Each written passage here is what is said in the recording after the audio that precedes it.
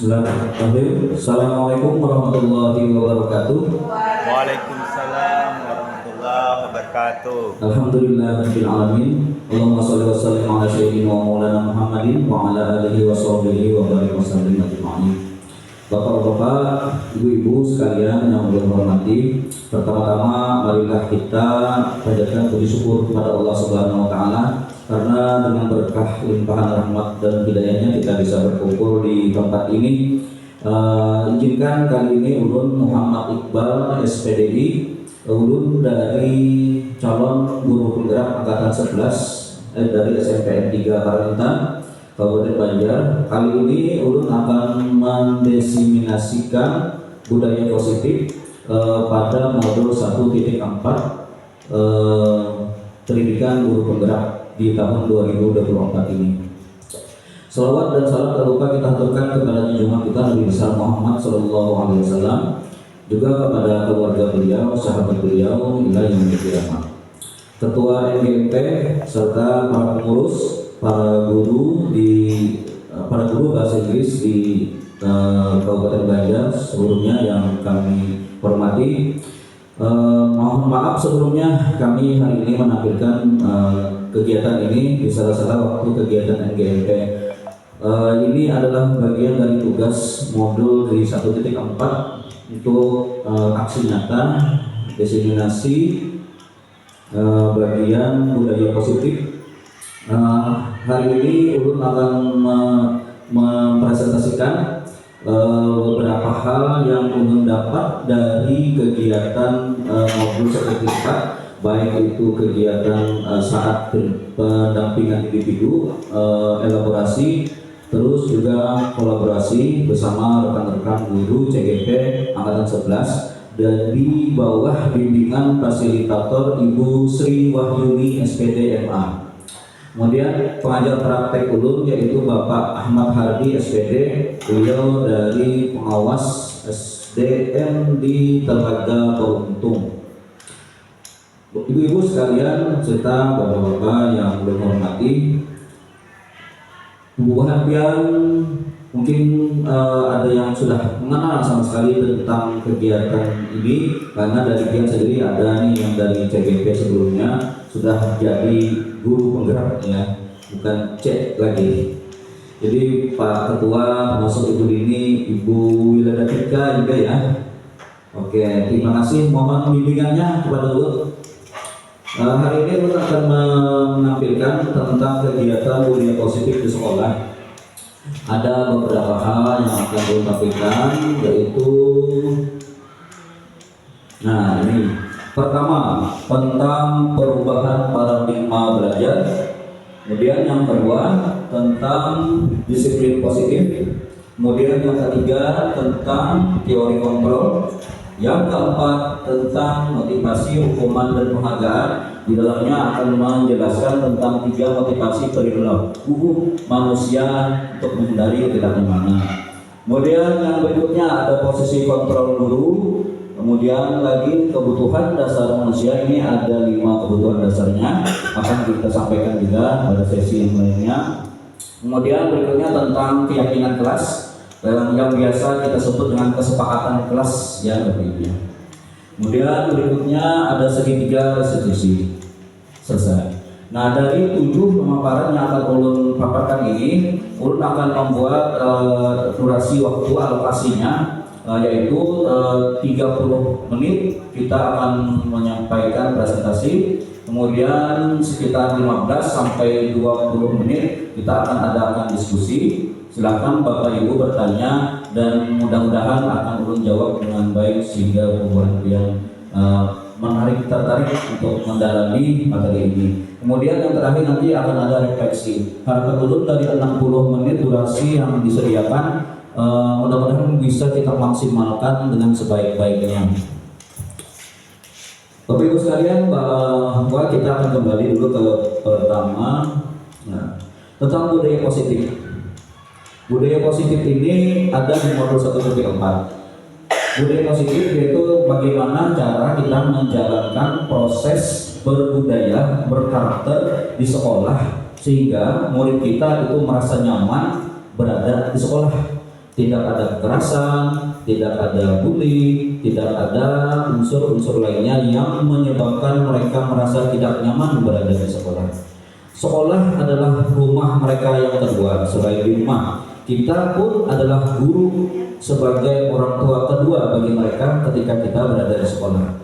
Maka dari itu sebaiknya budaya positif ini harus kita pahami, kita kembangkan. Walaupun sebetulnya Bubu Hantian mungkin sudah melaksanakannya, cuma belum tahu saja ternyata itu adalah bagian dari budaya positif di sekolah. Kira-kira begitu ya Pak Chandra ya? Oke. Ini materi yang pertama, tentu biar kita tahu modul 1.1 tentang filosofi Ki Hajar Dewantara. Beliau ingin menanamkan bahwa pentingnya kita menjadi sosok yang menuntun siswa dalam berkehidupan di sekolah untuk selanjutnya mereka bisa menatap masa depan yang lebih baik. Kemudian yang kedua itu tentang nilai dan peran guru penggerak. Nilainya ada 5, perannya pun ada 5. Insya Allah Bubu Hantian sudah tahu juga tentang ini. Berpihak pada murid, mandiri, inovatif, kolaboratif, reflektif, menjadi pemimpin pembelajaran, menjadi coach bagi guru lain, mendorong kolaborasi, mewujudkan dengan murid dan menggerakkan komunitas praktisi. Kemudian modul 1.3 yaitu tentang visi guru penggerak. Visi guru penggerak ini kita diminta untuk membuat satu rancangan visi di sekolah untuk proses perbaikan visi yang sudah ada di sekolah. Untuk proses perbaikan visi yang sudah ada, baik itu rancangan kita sebagai calon guru penggerak ataupun visi sekolah yang ada di sekolah. Namun bukan berarti mengganti visi sekolah saat ini, tidak seperti itu, tapi rancangan saja. Rancangan yang kita buat sebagai visi pertama, kemudian kita buatlah revisi visi misi tadi, visi sekolah tadi sesuai dengan program guru penggerak melalui tahap diskusi, tahap berkolaborasi bersama rekan-rekan calon guru penggerak lainnya agar visi yang dibuat itu memuat semua unsur yang ada di dalam kalau boleh dikatakan ya, sekarang ada profil pelajar Pancasila, berkarakter, gotong royong, berbudaya, berakhlak dan beriman kepada Allah Subhanahu wa taala. Oke, kemudian selanjutnya ini tentang budaya positif. Nah, materi ini akan ulun sampaikan. Materi budaya positif ini berdasarkan pendapat Tahapan Bagja, yaitu akan muncul perubahan-perubahan positif atau budaya positif di sekolah. Budaya positif ini akan menimbulkan rasa aman dan nyaman bagi murid dalam proses pembelajaran. Nah, seperti yang ulun sampaikan tadi, ketika murid merasa nyaman, maka proses belajar mengajar pun akan lebih mudah. Materi akan dipahami, murid akan bisa menjalankan ilmu yang diterapkan di sekolah di kehidupan mereka di masyarakat maupun lingkungan lainnya ketika mereka melanjutkan sekolah nanti. Bapak Ibu sekalian, dari budaya positif ini harapannya tentu saja agar kita membentuk murid yang berkarakter, berdisiplin, santun, jujur, peduli, bertanggung jawab, dan merupakan pembelajar sepanjang hayat. Tidak dipungkiri Ibu-ibu ya, bahwa sekarang ini adanya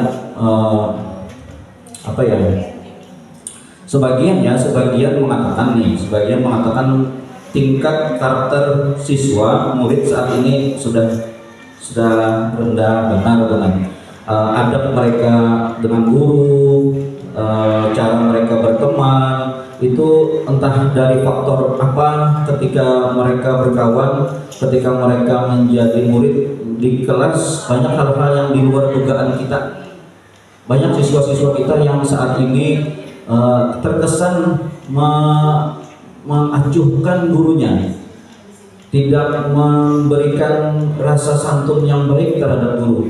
Bagaimana cara menghargai dan menghormati guru? Di tahap inilah kita akan mulai kembali. Mudah-mudahan karakter murid kita itu bisa lebih baik lagi.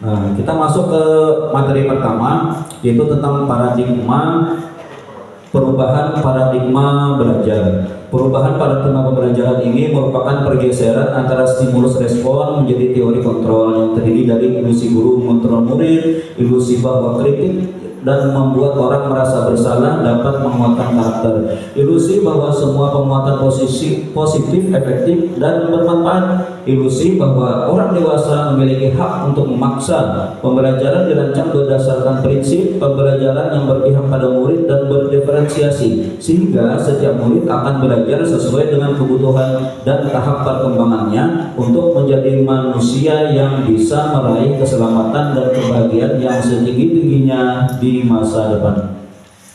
Paradigma belajar kita saat ini itu ada sedikit perubahan. Perubahan ini akan kembali kita pahami apa sebetulnya yang terjadi paradigma ini. Fenomena apa sebetulnya yang terjadi ketika ada perubahan di sekolah kita? Tentu saja kita melihat ya bahwa setiap individu itu memiliki karakter yang berbeda-beda. Mereka ada yang berasal dari keluarga yang baik, mampu, sehingga sangat mendukung karakternya. Namun sebagian juga ada yang berasal dari faktor keluarga yang tidak harmonis, misalnya, lalu berakibat pada karakter murid kita yang terlihat kurang baik di mata kita. Terus faktor-faktor lainnya, lingkungan, misalnya mereka kebanyakan berteman dengan teman-teman yang suka bergadang, suka bermain game online secara tidak terbatas, suka mengatakan hal-hal yang tidak baik dengan ucapan-ucapan yang tidak pantas, dan lain-lainnya. Pengaruh lingkungan, pengaruh keluarga tentu saja sangat mempengaruhi karakter setiap peserta didik. Kita sebagai guru harus melakukan paradigma perubahan ini, yaitu sebagai manusia yang berarti sebagai guru yang bisa memenuhi kebutuhan dari tahap perkembangannya untuk menjadi manusia yang bisa meraih keselamatan dan kebahagiaan yang setinggi-tingginya di masa depan. Ulun lanjutkan ke disiplin positif. Kemudian dari disiplin positif ini, yaitu keterangan penjelasannya adalah merupakan bentuk kontrol diri, yaitu belajar untuk kontrol diri agar dapat mencapai suatu tujuan mulia yang mengacu pada nilai-nilai atau prinsip-prinsip mulia yang dianut seseorang. Bentuk kontrol diri adalah yang bisa menjelaskan bagian nih, betapa benar. Bentuk kontrol diri itu maksudnya bagaimana ya? Adakah yang hendak memberikan penjelasan? Silahkan. Nah, jadilah dari bentuk kontrol diri ini kemudian terciptalah satu disiplin positif. Kita tentu saja mengetahui bahwa berbagai karakter disiplin kita sebagai guru, kemudian karakter disiplin murid itu terkadang ada yang mengarah ke hal-hal yang negatif. Ketika kita rubah melalui paradigma tadi, harapannya adalah disiplin tadi menuju ke arah yang positif melalui kontrol diri kita. Jadi ini kita menanamkan kepada murid kita agar selalu mengontrol diri mereka sendiri. Kita pun akan meraih kenyamanan dalam belajar dan mengajar di kelas ketika semua siswa itu mampu menahannya. Terus berikutnya, selamat datang Bapak Abdussalam. Oh, biasa ya. Iya. Teori kontrol yang akan dibahas yaitu berkaitan dengan realitas atau kebutuhan setiap orang berbeda-beda. Setiap orang memiliki gambaran berbeda. Kita berusaha memahami pandangan orang lain tentang dunia. Semua perilaku memiliki tujuan, hanya kita sendiri yang bisa mengontrol diri kita. Nah, ya, teori kontrol ini kita sendirilah yang bisa mengontrol diri kita. Kemudian kita tidak bisa mengontrol orang lain. Kolaborasi dan konsensus menciptakan pilihan-pilihan baru dan model berpikir yang benar. Kita semua berada pada posisi kita masing-masing, Bapak Ibu ya. Kita semua memiliki hal-hal yang menjadi permasalahan kita sendiri, baik itu permasalahan di luar lingkungan sekolah atau di dalam lingkungan sekolah, permasalahan di dalam kelas ataupun di luar kelas. Jadi kita sebagai guru mampu mengontrol diri kita sendiri dulu yang utama. Hal ini nanti akan tersampaikan lagi pada segitiga restitusi, bagaimana cara kita bisa mengontrol orang lain. bukan berarti menjadikan orang lain sebagai salah satu kegiatan dalam proses restitusi, tapi kita akan membuat restitusi atas pelanggaran-pelanggaran yang mereka lakukan dalam keyakinan kelas atau keyakinan sekolah. Kemudian berikutnya tentang motivasi, hukuman, dan penghargaan. 3 motivasi perilaku manusia yaitu menghindari ketidaknyamanan atau hukuman, mendapatkan imbalan atau penghargaan dari orang lain, dan menjadi orang yang mereka inginkan dan menghargai diri sendiri dengan nilai-nilai yang mereka percaya. Menghindari ketidaknyamanan atau hukuman, 1. Mendapatkan imbalan atau penghargaan dari orang lain, 2. Dan menjadi orang yang mereka inginkan dan menghargai diri sendiri dengan nilai-nilai yang mereka percaya. Ini 3 motivasi perilaku manusia secara umum. Pertama, kita dalam menghindari ketidaknyamanan biasanya kita akan melakukan hal-hal yang di luar dugaan, ya, supaya kenyamanan melawan kawan, kenyamanan melawan sekolah dengan siswa, dengan murid kita. Maka fungsi kita adalah salah satunya menghindari ketidaknyamanan. Nah, begitu juga dengan murid kita, mereka akan menghindari ketidaknyamanan ketika mereka berada di kelas bersama teman-teman mereka. Kemudian yang kedua itu mereka akan berusaha ingin mendapatkan imbalan atau pujian. Ketika mereka melakukan tugas dengan baik, maka mereka mengharapkan pujian dari guru, pujian dari teman. Itu suatu hal yang lumrah. Kemudian yang ketiga itu mereka ingin dihargai dengan diri mereka sendiri dengan nilai-nilai yang mereka percaya. Nah, mereka ingin saling menghargai. Tentu saja ini adalah 3 motivasi yang sudah dijelaskan pada modul 1.4 ini. Harapannya adalah agar kita paham tentang 3 motivasi ini untuk dipahami di dalam lingkungan kelas kita. Kemudian yang berikutnya, hukuman. Hukuman ini bersifat tidak terencana atau tiba-tiba. Hukuman bersifat satu arah dan pihak guru yang memberikan dan murid hanya menerima suatu hukuman tanpa melalui suatu kesepakatan atau pengarahan dari pihak guru. Wah, biasanya nih gurunya dari badan nih, datang siswa terlambat ya. Lalu mereka guru langsung menghukum siswa karena memang konsekuensi dari pelanggaran adalah hukuman mereka begitu. Jadi tahap-tahap restitusi itu belum dilaksanakan di sini, tapi langsung memberikan hukuman. Apakah ini dinyatakan benar? Nanti akan terjawab. Kemudian ada lagi guru yang akan menyampaikan kepada siswa tentang konsekuensi pelanggaran terhadap kesepakatan kelas misalnya. Siswa misalnya kedapatan ketiduran di kelas atau menggunakan handphone tanpa ada izin oleh dari guru, maka saat itu guru langsung memberikan hukuman atas pelanggaran tadi. Nah, itu suatu tindakan yang bagaimana nanti akan kita jelaskan sama-sama, dan dia akan tahu apa pentingnya kita memberikan hukuman bagi murid dan apakah itu benar atau salah. Kemudian berikutnya tentang posisi kontrol guru ada 4. 1. Penghukum. 2. Pembuat merasa bersalah. 3. Sebagai teman. Yang keempat sebagai manajer. Sebetulnya ada 5 nih.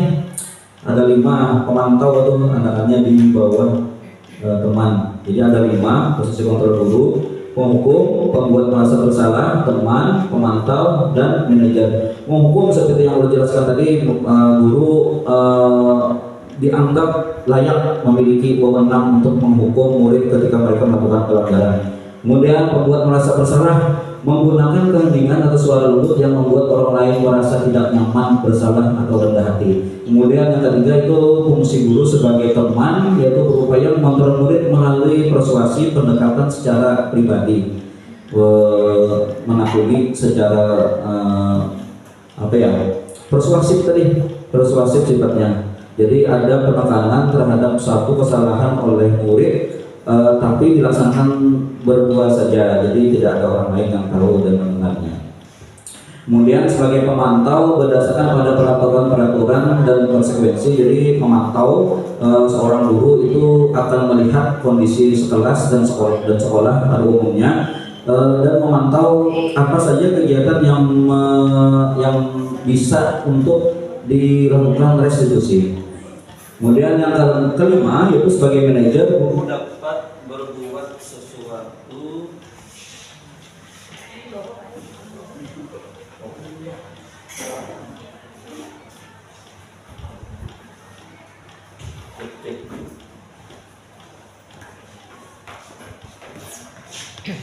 manajer guru dapat berbuat sesuatu bersama murid mempersilahkan mempersilahkan murid mempertanggungjawabkan perilakunya, mendukung murid agar dapat menemukan solusi permasalahannya. Oke, dari sini kita akan tahu nih yang mana kita berada di mana. Kita sebagai berada di hukumkah, atau sebagai pemankah, atau sebagai pemantau kah, atau sebagai manajer kah. Kemudian tentang keyakinan kelas, biasanya guru kita menyebutnya kesepakatan kelas. Boleh ada yang menjadi wali kelas lah di sini. Ada mulai kesepakatan kelas lah. Adalah biasanya disepakati bersama-sama, lalu ditempel di kelas dengan tulisan yang agak besar gitu ya, supaya terbaca dari murid yang di belakang. Lalu lebih menarik tampilannya, bisa dengan teknis desain, dibuat spanduk banner ya, ada gambar dia biasanya di situ, terus ada gambar murid-muridnya mungkin di sana, terus ada hiasan-hiasan lainnya. Biasanya kesepakatan kelas ini kayak peraturan dan tata tertib sekolah Pamila banyak tuh. Kesepakatan kelas ini biasanya cuma mengintikan poin-poin yang harus dirasakan murid ketika berada posisi murid untuk proses belajar mengajar yang nyaman dari. Kemudian biasanya mulai kesepakatan kelas yang pertama apa ya? Satu,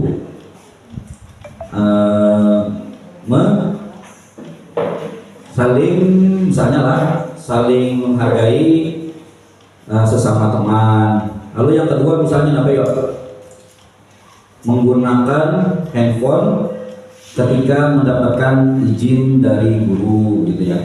Jadi jangan aja kita nih menulis, jangan menggunakan handphone, kata-kata jangannya itu dihindari, jadilah. Kemudian ya jangan buang sampah sembarangan ya. Nah akhirnya nantinya buang sampah sembarangan. Terus jangan mengejek teman ya. Nah, akhirnya dia mengejek teman. Tapi buat kalimat-kalimat yang lebih positif, berkatalah sopan dengan teman, buanglah sampah pada tempatnya. Nah kayak itu aja kalimatnya Pak Salameh.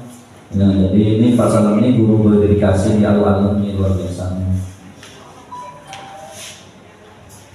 Segitiga restitusi, menstabilkan identitas pertama. Jadi kalau yang murid itu kita temukan nih melakukan suatu pelanggaran, pertama kita memanggil, lalu kita stabilkan mereka agar tidak terpacu emosinya, agar dia tetap bisa mengontrol dirinya. Jadi harapannya dengan menstabilkan identitas ini posisi anak jauh lebih stabil, nyaman untuk diajak berbicara. Kemudian yang kedua, memvalidasi tindakan yang salah. Ketika ada anak kita yang melakukan pelanggaran kesepakatan kelas, maka kita memvalidasi dulu, benarkah adanya nih melakukan pelanggaran kelas. Kalau siapa tahu kalau laporan-laporan yang kita terima itu ternyata hoax misalnya, bohong misalnya. Ternyata si anak malah tidak mengaku dan misalnya menyampaikan bukan dia pelakunya. Nah, di validasi inilah kita akan menekankan dengan kalimat-kalimat yang santun yang baik. Ketika dia sudah kita stabilkan tadi, maka validasi ini tahap penting. Ketika mereka sudah merasa bersalah, maka disinilah peran guru sebagai orang yang menuntun mereka agar memperbaiki dirinya.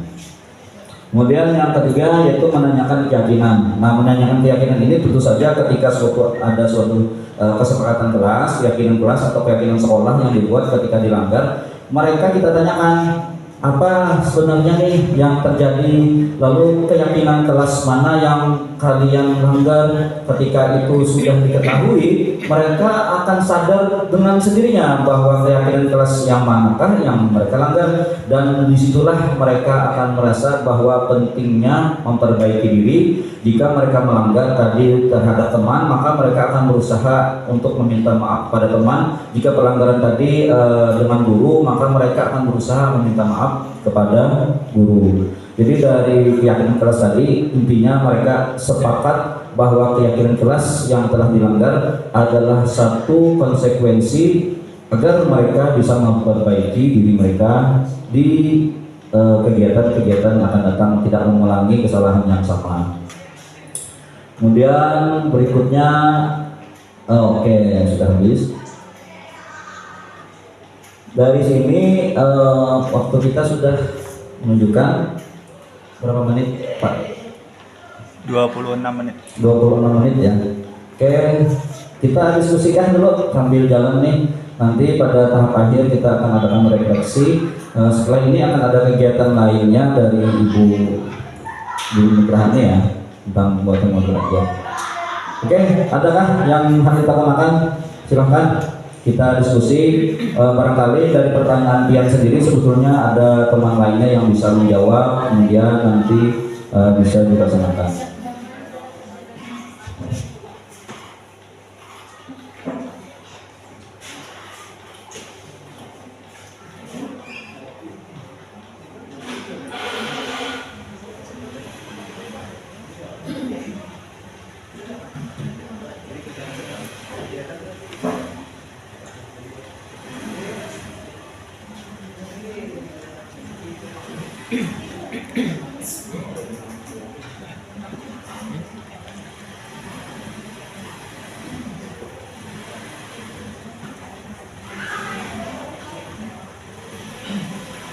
Nah, Bapak Ibu yang kita tadi udah jelaskan dari ini 5 posisi kontrol guru ini. Tadi kita jelaskan tentang penghukum, ya, tentang pembuat orang bersalah, teman, pemantau, dan manajer. Di sini diklasifikasikan bahwa perilaku kontrol yang negatif itu ada 2, penghukum dan pembuat rasa bersalah. Oh, ini ternyata itu adalah posisi kontrol yang negatif dan tidak dianjurkan untuk digunakan oleh guru ketika melakukan. Kemudian yang positif ada 2, yaitu sebagai teman dan sebagai pemantau.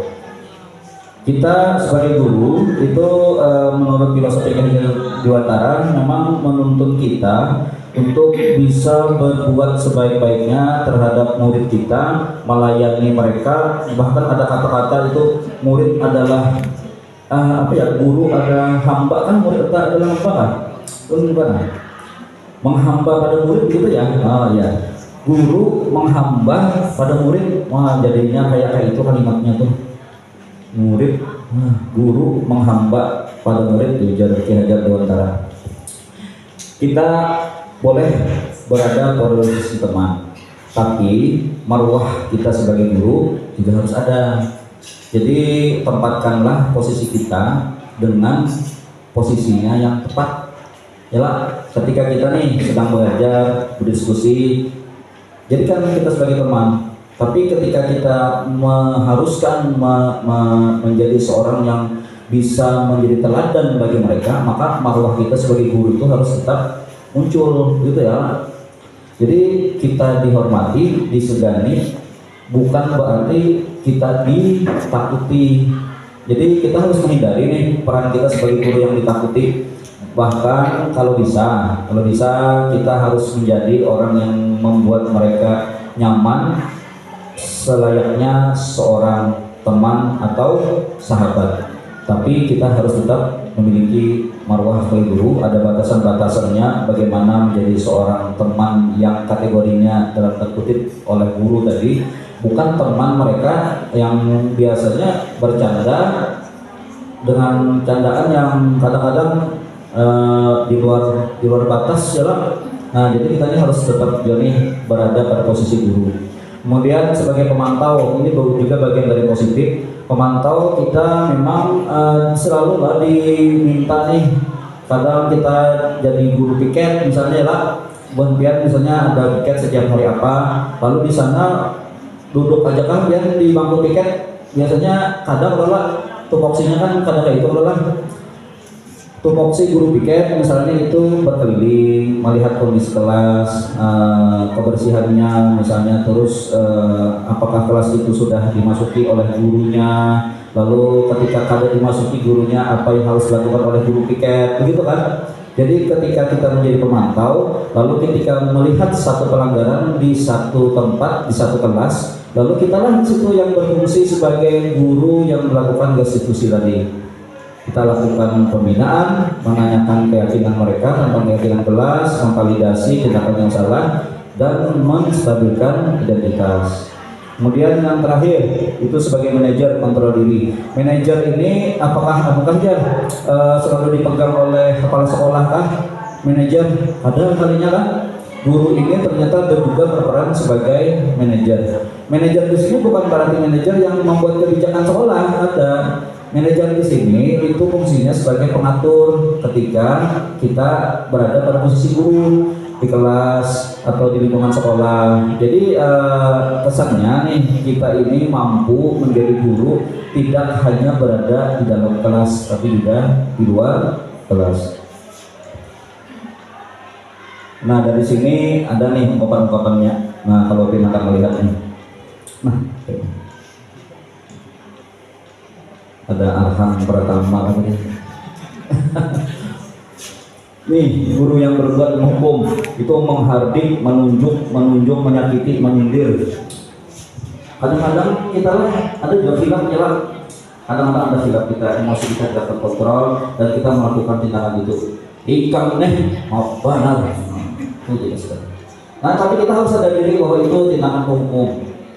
Yang kedua, apalagi nih dari gurunya berkata, kalau kamu tidak melakukannya, nah, saya akan misalnya nih murid kada mau membuang sampah ke pembuangan akhir di belakang Pak.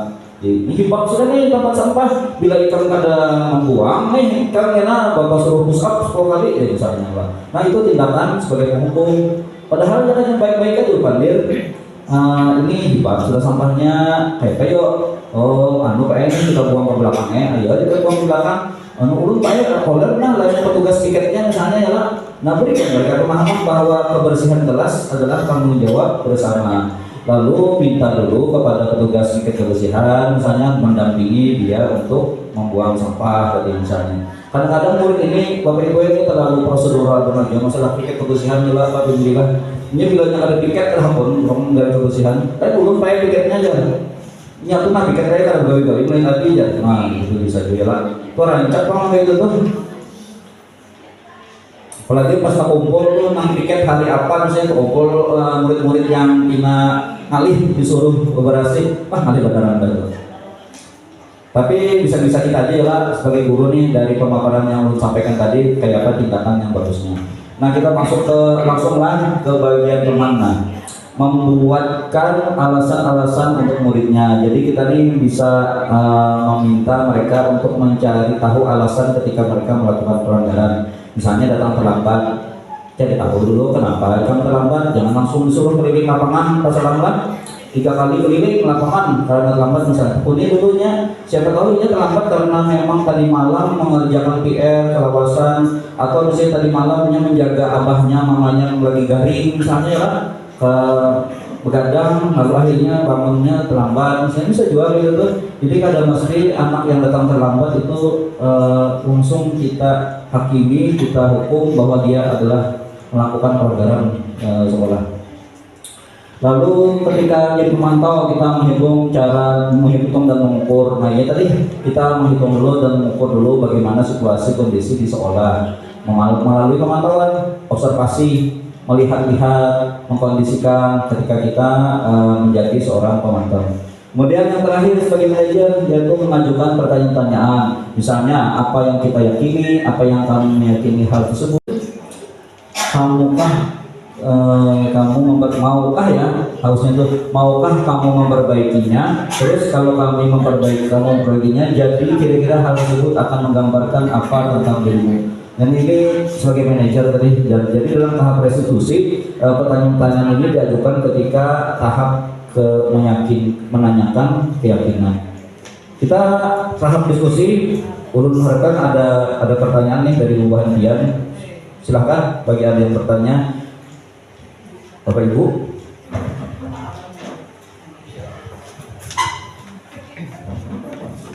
Ya, terima kasih. Assalamualaikum warahmatullahi wabarakatuh. Waalaikumsalam. Diskusi tentang posisi guru di dalam kelas ini selalu menjadi topik yang sangat menarik untuk dibahas sebenarnya Pak Iqbal. Karena pertama ini adalah pengetahuan yang tidak umum gitu.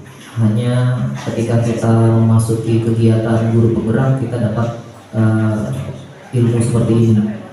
Dan ini cukup membuat kita tuh kadang ternyak gitu loh, bahwa oh iya ternyata selama ini saya sudah memposisikan diri sebagai guru di dalam tempat yang kurang tepat gitu. Apabila kita melihat deretan posisi mulai dari penghukum sampai manajer, maka hal yang bisa kita lihat di sini adalah adanya semacam leveling, peningkatan. Semakin ke kiri semakin rendah dan semakin ke kanan, itu adalah posisi yang paling ideal yang diharapkan dimiliki oleh seorang guru. Gitu kan Pak Iqbal ya? Nah, jadi artinya dimanapun kita berada saat ini, pada posisi manapun, sebaiknya kita mulai menggerakkan diri kita ke arah kanan. Gitu. Cuman yang saya agak bingung kadang-kadang sampai sekarang pun, apakah ketika kita berada di posisi yang agak ke kiri, itu kita saat ini sedang menjadi guru yang salah.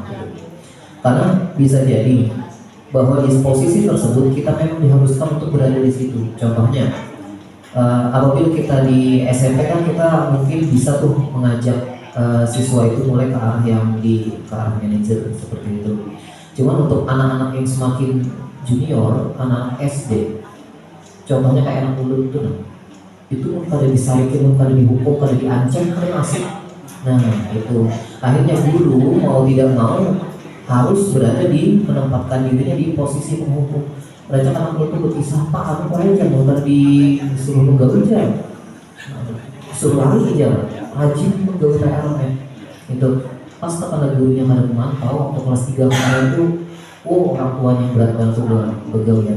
Nah, apakah guru anak ulun itu dengan posisikan dirinya sebagai penghukum pada waktu itu sesuai dengan konteksnya itu sebenarnya, apakah dia itu masih berada di posisi kontrol yang kurang tepat menurut dia mereka? Itu pertanyaan seperti itu. Terima kasih. Assalamualaikum warahmatullahi wabarakatuh. Waalaikumsalam.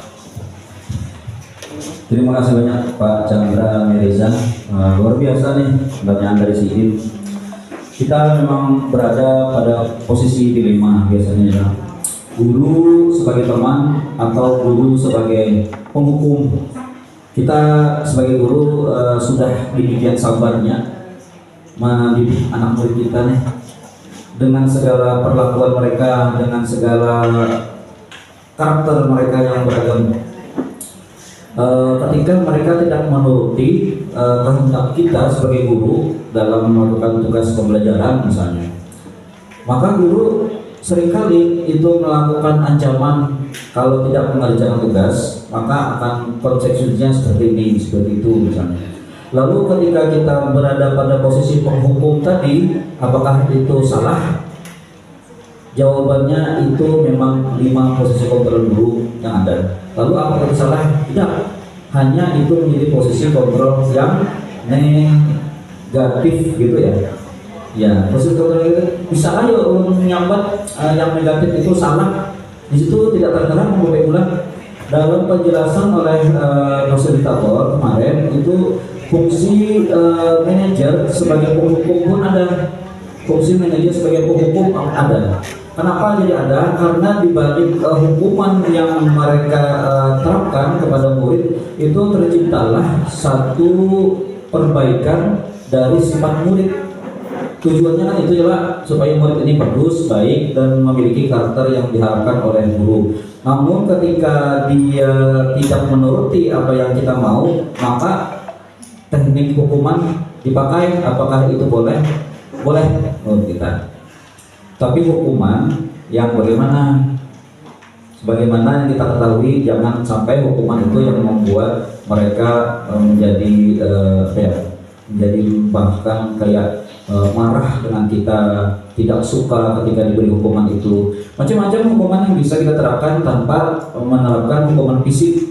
Misalnya kita hukum dengan hukuman menulis kalimat-kalimat tertentu sebanyak berapa misalnya, lalu menghukum dia dengan hukuman membersihkan halaman, itu kan bentuk hukuman lah. Ketika halaman itu kotor misalnya, lalu ketika mereka melakukan pelanggaran, memberikan hukuman, lalu mereka taat, maasi, lawan buruk, itu boleh, tapi tentu saja melalui tahapan-tahapan restitusi tadi. Jadi yang namanya hukuman itu akan berubah menjadi validasi tindakan yang salah dan membuat mereka memperbaiki kesalahannya ketika mereka kita tanyakan dengan keyakinan seolah kita. Jadi kalau misalnya kita sebagai guru sekali lagi itu memberikan hukuman, itu bagian dari 5 posisi kontrol dulu, bagian dari itu. Tapi apakah itu salah? Ada, itu hanya posisi kontrol yang negatif ya.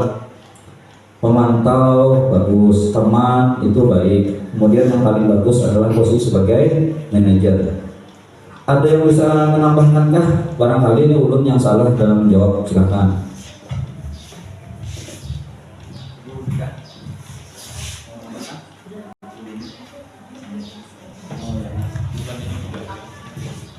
Ada yang menambahkan? Pak Idri nanti. Iya.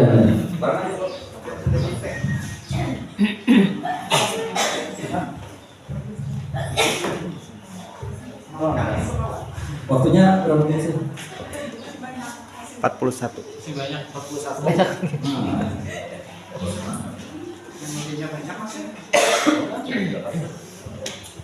Ayo silahkan Bapak Ibu, 1-2 pertanyaan lagi menurutkan nah. Atau Pak Chandra, apalagi Pak Chandra yang bisa kita tambahkan?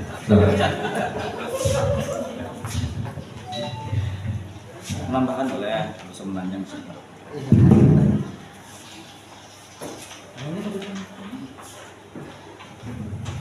Gini Pak, dari tadi kan kami ada dengar kata restitusi Pak. Itu restitusi itu kayak bagaimana maksudnya Pak? Nah ini bisa dijelaskan apa segitiga ini maksudnya apa Pak? Kok bisa segitiga bukan artisnya gitu? Sip, langsung. Ini tadi saya jelaskan dengan baik, harus penjabaran secara umum saja. Kita bagian segitiga restitusi. Ini adalah pemaparan yang kelima tadi yang dipaparkan. Segitiga restitusi ini yaitu suatu proses dialog yang dijalankan oleh guru atau orang tua agar dapat menghasilkan murid yang mandiri dan bertanggung jawab. Ini pengertian secara umum. Ketika restitusi ini dilaksanakan berarti ada sebabnya ya. Ketika sebabnya itu diketahui, dijalankan, dievaluasi, kemudian dicarikan solusinya, itu namanya restitusi. Apa yang segitiga restitusi? Mana Pak? Pertama, menstabilkan identitas mulai bawah dulu. Yang kedua, samping kanan, samping kanan sini ya, samping kiri ya, validasi tindakan yang salah. Kemudian yang ketiga itu menanyakan keyakinan. Apa itu menstabilkan identitas? Nah ini pengertiannya. Berdasarkan prinsip membuat kesalahan adalah bagian dari proses pembelajaran. Yang kedua, menggeser identitas gagal ke identitas sukses. Jadi kita sampaikan kepada murid kita bahwa membuat kesalahan adalah memang bagian dari sifat kita sebagai manusia dan semua orang bisa berbuat salah. Nah jadinya merasa nyaman sudah dari situ. Ketika kita yakinkan mereka bahwa kita pun pernah berbuat salah, maka dia akan merasa nyaman.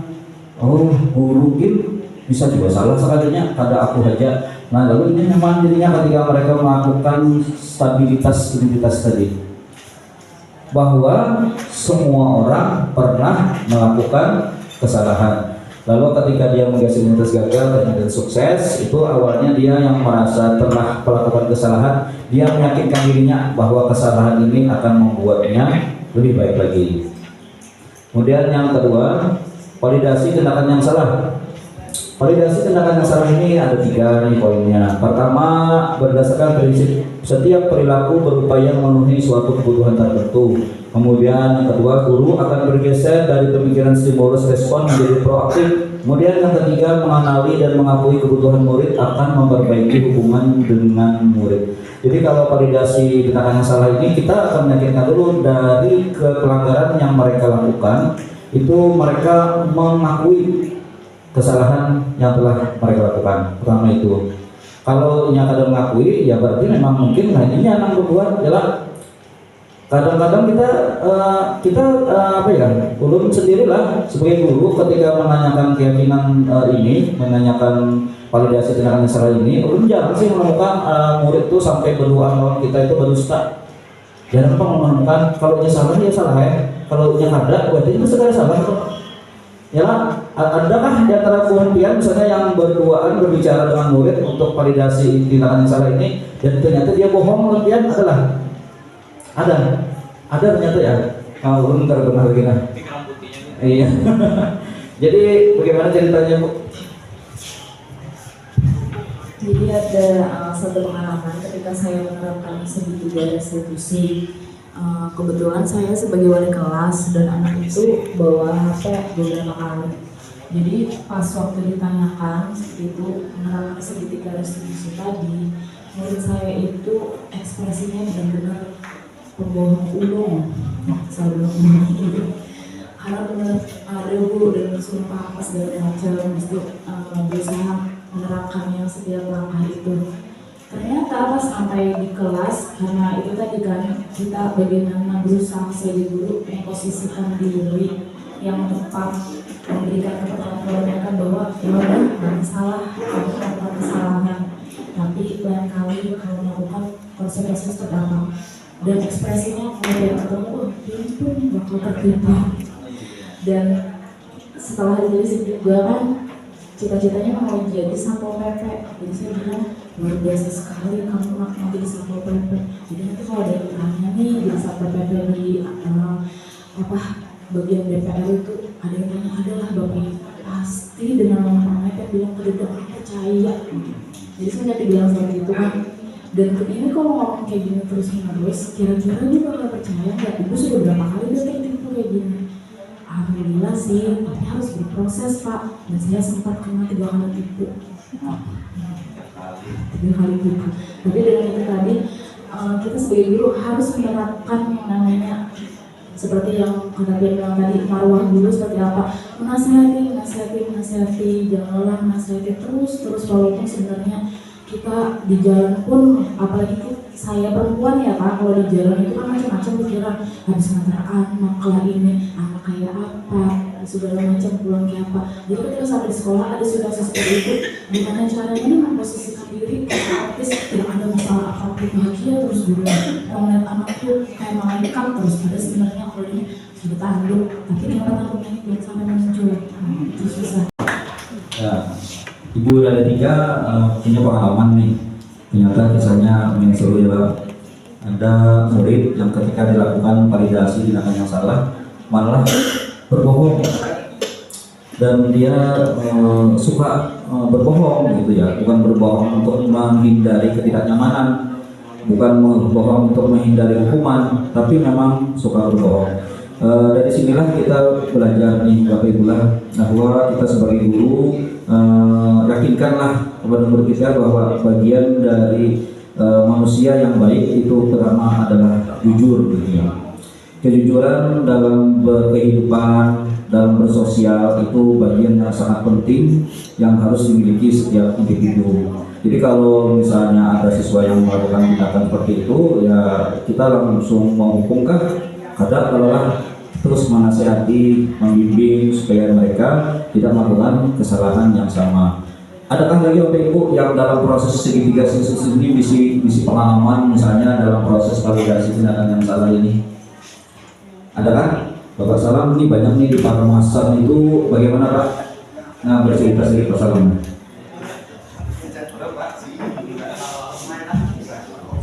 Paramasan lagi sama lu Pak.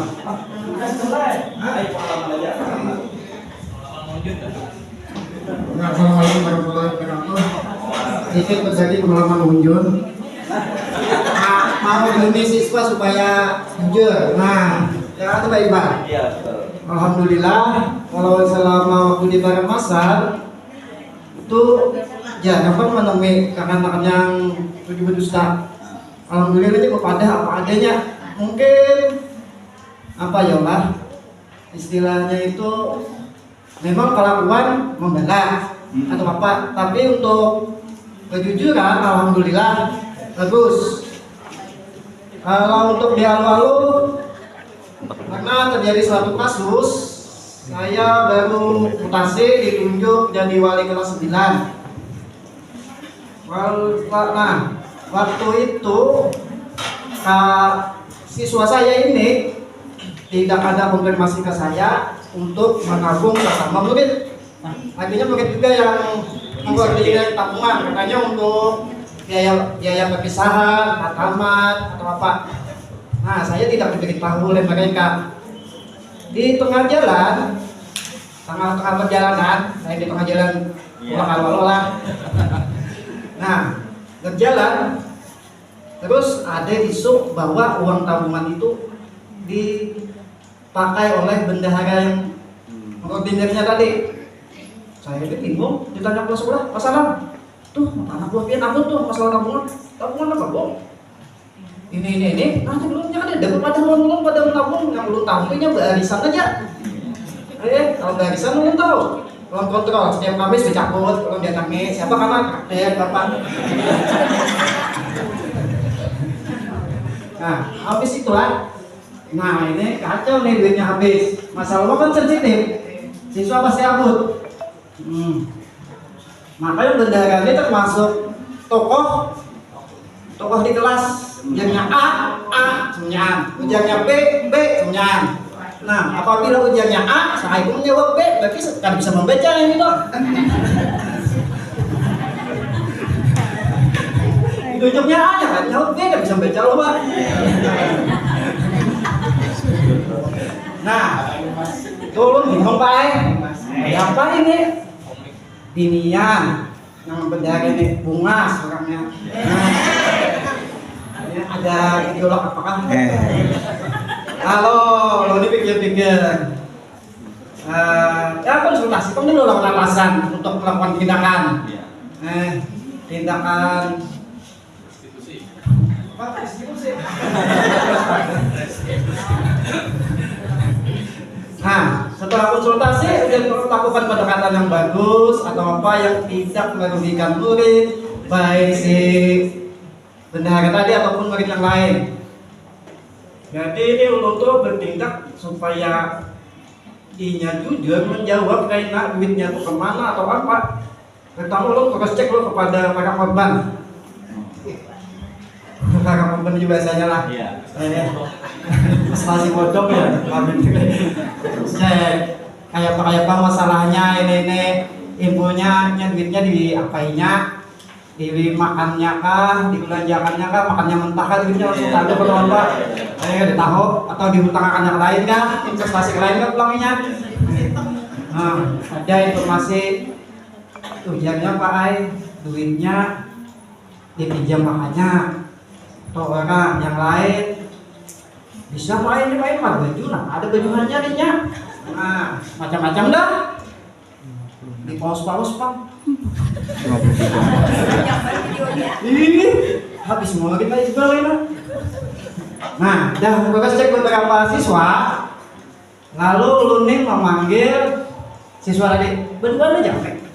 Waktu itu pada depan guru BK, nyanyi guru BK dia kata jangan sedikit ya loh. Panggil berduaan setelah dapat informasi dari beberapa siswa yang jadi korban, panggil. Tanya baik-baik apa indikasi awal kayak kebingungan, ada indikasi anak dusta. Habis itu ya kita bahasa Inggris ada naratif teks ya loh. Nah di situ kita ada loh kira-kira loh pernah menganukan ke siswa tentang cerita boy Karaswolf kan? Yang cerita tentang tentang anak laki-laki yang berteriak serigala, serigala, ada tahu hadiahnya Bu Ustaz? Nah, melihat ada indikasi itu tadi, jawaban awal yang mau berbohong, jangan duitnya ada apa di rumah, ini, kan? Jangan kan disesuaikan ini lawan pengesek kebuhan nano. Padahalnya tadi aku padahal kawan dipinjamakannya. Nah, ada indikasi. Jadi kisahkan gitu, cerita anak laki-laki tadi tahu kan yang pada awalnya dia 2 kali berbohong. Wah, serigala, nekat orang kampung atas gunung mendatangi supaya mami kambing itu dimakan serigala. Oh ini nggak tahu. Jalan. Iya. Pas yang ketiga anak itu kan teriak, orang ada naik lagi. Kenapa? Karena apabila kita sudah berbohong atau apa, orang tidak akan percaya lagi. Ulun ceritakan gitu. Habis itu dia akhirnya ngaku, duitnya baik sekali ulun makan, sekali dipinjam ke ulun. Sesuai dengan hasil progres cek ulun dengan yang dia korban-korban tadi. Ya jadi ulun tuh pikir mencari analogi lah untuk kasus itu persamaan sebagai penggantinya apa? Bahan. Ya. Jadi alhamdulillah akhirnya ngomongnya jujur sesuai yang kepada dalam kawanannya. Tindakannya apa jadinya tuh? Tindakannya ya kita buat kesepakatan kayak Pak nih, apakah Pak mau Bapak menemui orang tua atau tim seorang berusaha untuk mengembalikan walaupun waktunya tidak ditentukan. Mungkin juga kan udah membatasi sampai sekian tanggal sekian harus punya dibayar, dan mungkin kasihan kayaknya timbulnya tuh dijual macam-macam, atau melakukan tindakan yang dijuhutkan uang di rumah di mana sehingga insya Allah baik ya ganti juga lingkungan, tapi tetap belum fokus cek sampai sampai selesai. Nah, alhamdulillah ada kan sejauh waktu mungkin ini pas ada dapat VIP, alhamdulillah dibayarnya walaupun pamanya si Pak asalnya 80.000 tabungan jadi ulun 30.000 si Alo. Alhamdulillah pamanya 100.000 nih. 100.000 bayarnya juga 30 semampu dicicil lah istilahnya. Jadi alhamdulillah sampai akhir alhamdulillah mungkin ada sekali lunas, yang sekali kada lunas mungkin lanjut aja masih setelahnya lulus. Atau udah dilarang. Ya, jadi mungkin itu aja sharingnya sedikit masalah apa tadi juga. Ya. Give applause.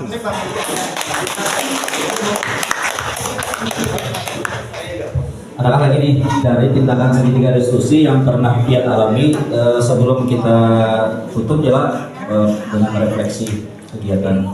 Satu orang nih kan? Ibu Mas Diana barangkali nih punya nih cerita-cerita. Yalah, di Kalimantan kayak apa Ibu? Ada cerita kan? Nah, bisa nih. Aman ya. Pak Indri, silakan.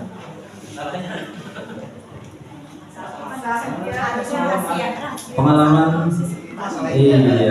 Oh jadi ini sudah 58 menit. Iya sudah. Kayaknya cukup sekian lah kita nih berkegiatan pada hari ini. Ulun minta maaf benar nih karena memakai waktu yang di NGMP yang harusnya berkegiatan untuk pembelajaran pembuatan modul. Ulun akan mencoba merefleksikan bersama-sama ya. Kita akan mencoba. Assalamualaikum warahmatullahi wabarakatuh. Nama saya Nurlaila Dirati dan saya akan mencoba merefleksikan apa yang sudah menjadi paparan yang disampaikan oleh Bapak Iqbal. Menurut saya paparan yang disampaikan oleh Bapak Iqbal sangat bagus sekali dan saya lebih memahami apa itu posisi kontrol, apa itu segitiga restitusi dan lain sebagainya. Jadi saya sendiri dan kawan-kawan juga merasa sangat puas sekali dengan paparan yang disampaikan oleh beliau. Sekian, terima kasih. Assalamualaikum warahmatullahi wabarakatuh. Bahwa hari ini kita telah berkegiatan dalam proses diseminasi budaya positif yang disampaikan oleh Ulun selaku calon guru penggerak angkatan 11 Kabupaten Banjar di modul 1.4 dengan tema budaya positif. Kegiatan kita ini alhamdulillah sudah berjalan dengan lancar. Bubuhan Pian sudah alhamdulillah memahami benar nih, terutama pada bagian yang segitiga restitusi. Kita sudah saling berbagi pengalaman agar kita bisa menjadi pribadi seorang guru yang lebih baik lagi dalam proses menuntun dan membimbing murid kita agar mereka bisa menjadi seorang manusia seutuhnya. Mereka bisa manusia yang memiliki masa depan cemerlang yang lebih baik lagi di masa yang akan datang. Dari pengalaman-pengalaman yang Pian paparkan tadi, kita sudah mengetahui bahwa permasalahan kita itu berbeda-beda. Kita pada intinya sama sebetulnya permasalahannya ini, cuman konteks kasusnya saja yang berbeda. Dari hal-hal yang awalnya tadi Ulun sampaikan cukup ringan tentang pelanggaran mereka di kelas, sampai tadi pada kasus penyalahgunaan uang kas kelas ya Pak. Nah, termasuk tadi kasus dari Ibu Wiladatika tentang siswa yang ketika melakukan pelanggaran malah dia berbohong ya. Berbohongnya itu bukan sekali, 2 kali, tapi 3 kali. Dan akhirnya akan terciptalah satu kondisi emosional guru yang meningkat ya Pak. Jadi akhirnya nih guru menjadi kesannya hendak keluar tanduk tapi kada keluar lagi tanduknya nih. Nah, jadi modelnya menahan benar sudah emosi ini, dan itu bagus benar ya lah tindakan itu. Sabar terus kita nih lawan murid kita, terus menjalani proses pembelajaran dengan baik agar murid kita bisa berkembang sesuai dengan karakter profil pelajar Pancasila. Ulun kira refleksi itu demikian sampaikan. Waktu kita sudah 60 menit ya kayak. Mudah-mudahan apa yang Ulun sampaikan pada hari ini bermanfaat untuk kita semua. Apa yang Ulun paparkan bukan berarti kami yang bisa, yang paling paham. Tentu saja bukan Pian yang tentunya lebih paham dan lebih bisa mengenai materi ini sebetulnya. Walaupun secara tak terduga kita pernah melakukan tahapan-tahapan ini, tapi baru mengenal saja istilah-istilahnya. Yalah. Jadi demikianlah Bapak Ibu atas waktu yang telah diberikan. Mohon maaf atas segala kekurangan yang belum sampaikan. Demikian. Wassalamualaikum warahmatullahi wabarakatuh. Waalaikumsalam.